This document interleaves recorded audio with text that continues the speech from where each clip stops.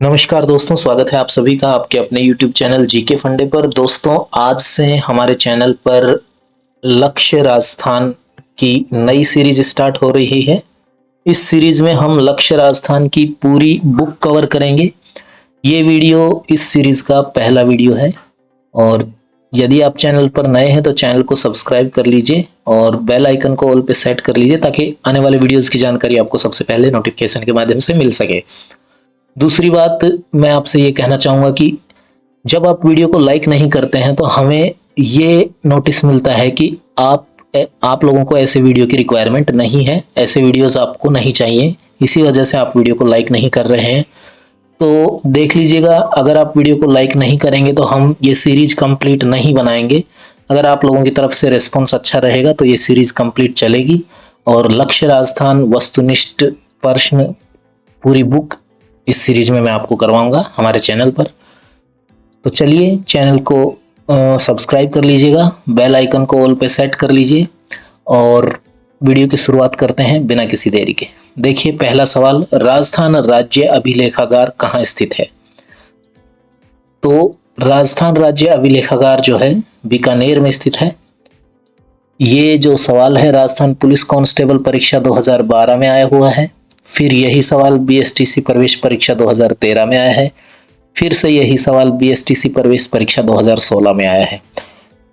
तो काफी इंपॉर्टेंट ये सवाल हो जाता है, आगे भी आ सकता है। तो याद रखिएगा, राजस्थान राज्य अभिलेखागार जो है ये हमारा बीकानेर में स्थित है।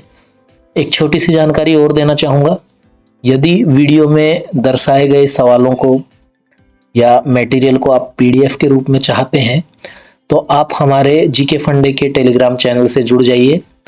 टेलीग्राम चैनल का लिंक मैं आपको इस वीडियो के डिस्क्रिप्शन में दे रहा हूं। ईमानदारी से टेलीग्राम चैनल पर ऐड हो जाइए, वहीं पे आपको सारी पीडीएफ मिल जाएंगी सवालों की। चलिए देखिए, दूसरा सवाल, किस शिलालेख में चौहानों को वत्स गोत्र ब्राह्मण कहा गया है? तो चौहानों को जो है वस्त्र गोत्र ब्राह्मण कहा गया है बिजोलिया शिलालेख के अंदर। पटवारी परीक्षा 2016 का ये सवाल है, इंपॉर्टेंट क्वेश्चन है। अगला सवाल देखिए, किराड़ू का सोमेश्वर मंदिर और आभानेरी का हर्षद माता मंदिर निम्नलिखित में से कौन सी स्थापत्य शैली में बने हैं? ग्रेड सेकंड जीके परीक्षा 2016। तो किराड़ू का सोमेश्वर मंदिर और आभानेरी हर्षद माता मंदिर जो है ये गुर्जर प्रतिहार स्थापत्य शैली में बनाए गए हैं। याद रखिएगा, इंपॉर्टेंट सवाल है, आगे भी परीक्षा में ये सवाल पूछा जा सकता है।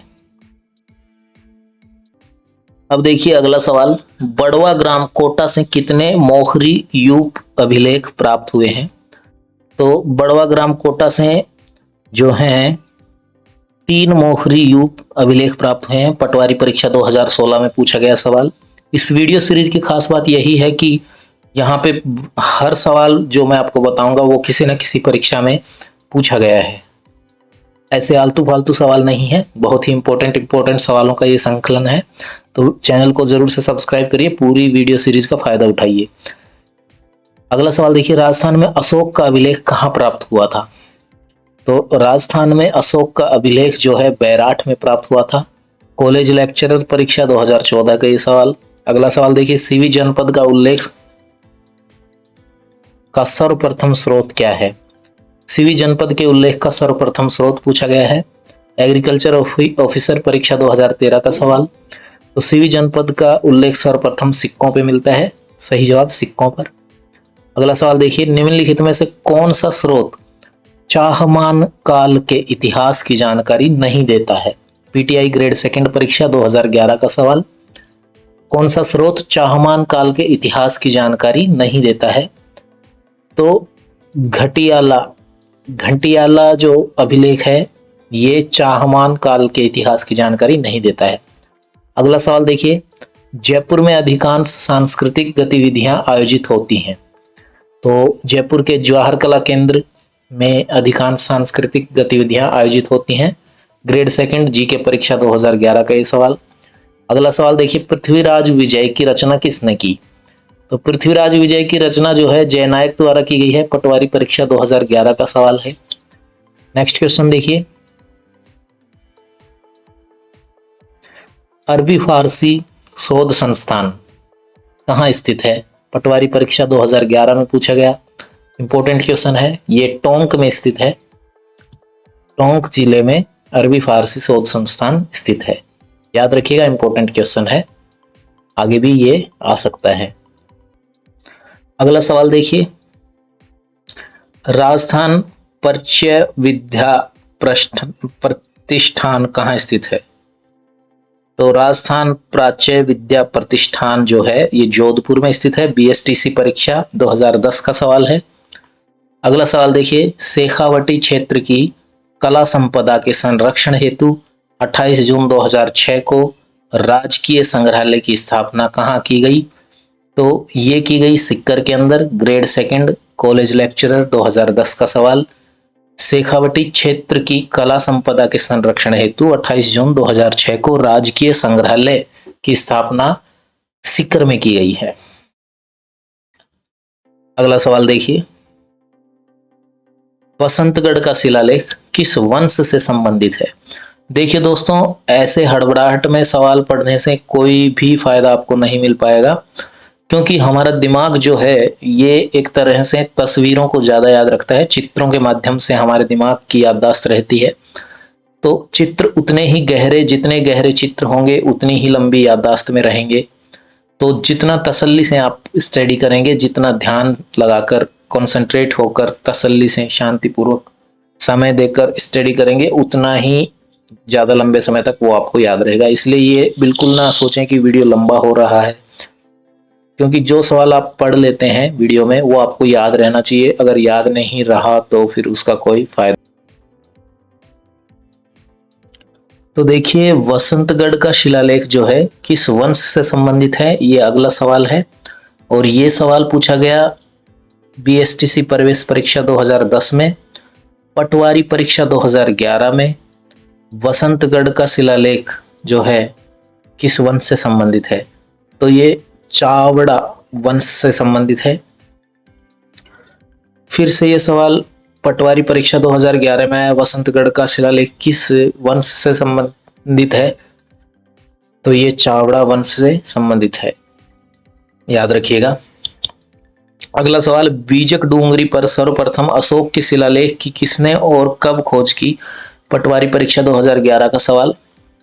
तो इस सवाल का सही जवाब है कैप्टन बर्ट ने 1837 ईस्वी में। अगला सवाल देखिए, निम्नलिखित कथनों में से कौन सा कथन चिरवा शिलालेख के बारे में सही है? पटवार परीक्षा 2015 का सवाल। तो चिरवा शिलालेख के बारे में सही कथन चुनने थे, तो 1, 2 और 3 कथन सही हैं, यानी कि यह 1263 ईस्वी में संस्कृत भाषा में उत्कीर्ण किया गया। दूसरा, रतन प्रभु सूरी इसके प्रस्तिकार थे। और तीसरा, इसके शिल्पी देलहण थे। ठीक है, तो ये तीनों ही कथन सही हैं। चौथा कथन गलत है, अग्निकुंड से उत्पन्न राजपूतों का इसमें उल्लेख है, ये गलत है। अगला सवाल देखिए, वह कौन सा अभिलेख है जो महाराणा कुंभा के लेखन पर प्रकाश डालता है? RS 2008 का सवाल। और पूछा गया जो महाराणा कुंभा के लेखन पर प्रकाश डालता है उस अभिलेख का नाम बताइए। तो यह है कीर्ति स्तंभ प्रशस्ति 1460 ईस्वी में, इसका सही जवाब है। चलिए देखिए अगला सवाल, अधोलिखित अभिलेखों का सही कालक्रम चुनिए। आरोही क्रम में पूछा गया था। पहला है बिजोलिया अभिलेख, नेगीनाथ अभिलेख, घोसुंडी अभिलेख, और चौथा जो अभिलेख है वो है आपका बुचकला अभिलेख। तो आरोही क्रम में सबसे पहले आएगा घोसुंडी अभिलेख, फिर बुचकला अभिलेख, फिर बिजोलिया अभिलेख और लास्ट में आएगा नेगीनाथ अभिलेख। ये इसका सही क्रम है। अगला सवाल देखिए, वह कौन सा शिलालेख है जिससे ज्ञात होता है कि विग्रहराज चतुर्थ ने दिल्ली को अपने अधीन किया था?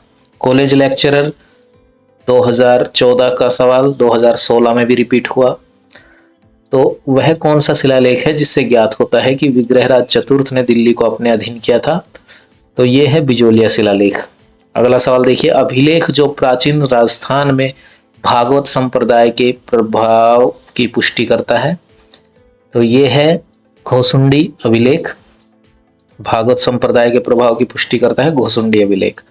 अगला सवाल देखिए, निम्नलिखित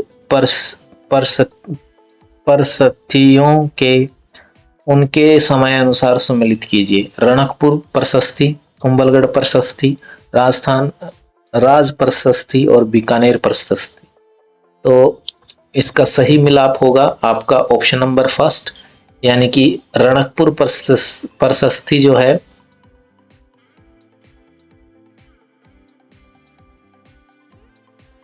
1439 से मिलेगा। कुंभलगढ़ प्रशस्ति जो है 1460 से मैच होगा। राज प्रशस्ति का मिलान 1676 से होगा और बीकानेर प्रशस्ति का मिलान जो है 1594 से होगा। चलिए देखते हैं अगला सवाल। किसानों से वसूल की जाने वाली विविध लाग बागों का उल्लेख किस में प्राप्त होता है? जयन मैकेनिकल डिप्लोमा 2016 परीक्षा में पूछा गया। तो किसानों से वसूल की जाने वाली विविध लाग बागों का उल्लेख जो है वो मिलता है चीकली ताम्रपत्र 1463 ईस्वी में। ठीक है, अगला सवाल देखिए, निम्नलिखित में से कौन सा शिलालेख चित्तौड़गढ़ जिले से नहीं प्राप्त हुआ है? तो कणसवा का लेख है ये चित्तौड़गढ़ से प्राप्त नहीं हुआ है। बाकी सभी घोसुंडी, मानमोरी और नगरी शिलालेख ये सभी चित्तौड़गढ़ से प्राप्त हैं। व्याख्या देख लीजिए, कणसवा गांव कोटा में है। यह लेख 8वीं शताब्दी का है। इसमें धवल नामक मौर्य वंशी राजा का उल्लेख है। अगला सवाल देखिए, निम्नलिखित में से कौन सा शिलालेख गुहिल शासक शिलादित्य के समय का है? तो सामोली का जो शिलालेख है वो गुहिल शासक शिलादित्य के समय का है। वीडियो से संबंधित कोई भी दिक्कत परेशानी हो तो आप हमें कमेंट में पूछ सकते हैं। व्याख्या देखिए, यह शिलालेख मेवाड़ के गुहिल वंश के समय को निश्चित करने व उस समय की आर्थिक व साहित्यिक स्थिति को जानने हेतु महत्वपूर्ण है। शाहजहानी मस्जिद का लेख कहाँ मिला है? तो शाहजहानी मस्जिद का लेख जो है वो अजमेर में मिला है।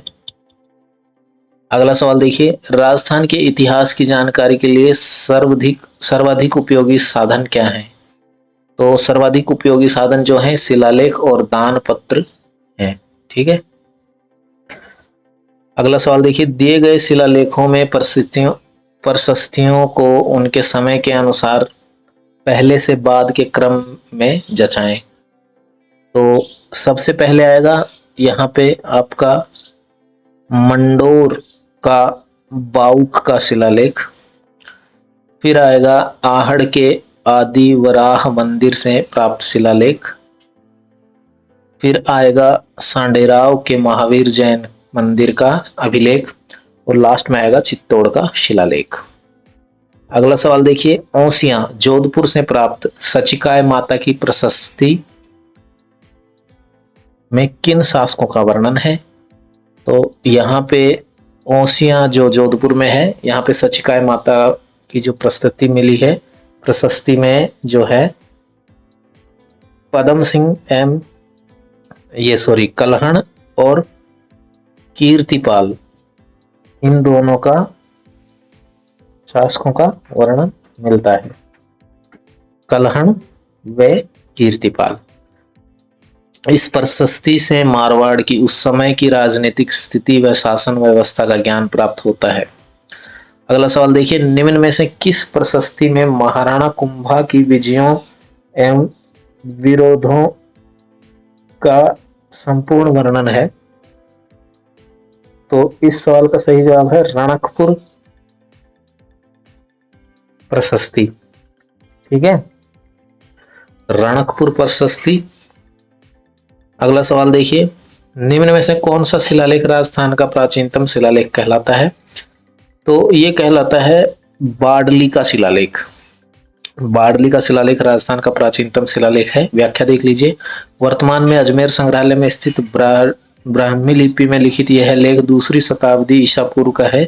अजमेर से 35 किलोमीटर दूर बरली के पास भिलोत माता मंदिर से इसे प्राप्त किया गया था। तो दोस्तों ये था लक्ष्य राजस्थान जी के वस्तुनिष्ठ प्रश्न, वस्तुनिष्ठ क्वेश्चंस का पहला वीडियो, पहला भाग। अभी नेक्स्ट वीडियो में हम अगले क्वेश्चंस करेंगे। तो यदि आप चैनल पर नए हैं, चैनल को सब्सक्राइब कर लीजिए, साथ के साथ बेल आइकन कॉल पे सेट करिए ताकि आने वाले वीडियोस की जानकारी आपको सबसे पहले मिल सके। मैं मिलता हूं आपको अगले किसी वीडियो में, तब तक के लिए आप रखिए अपना ख्याल। जय हिंद, बाय बाय।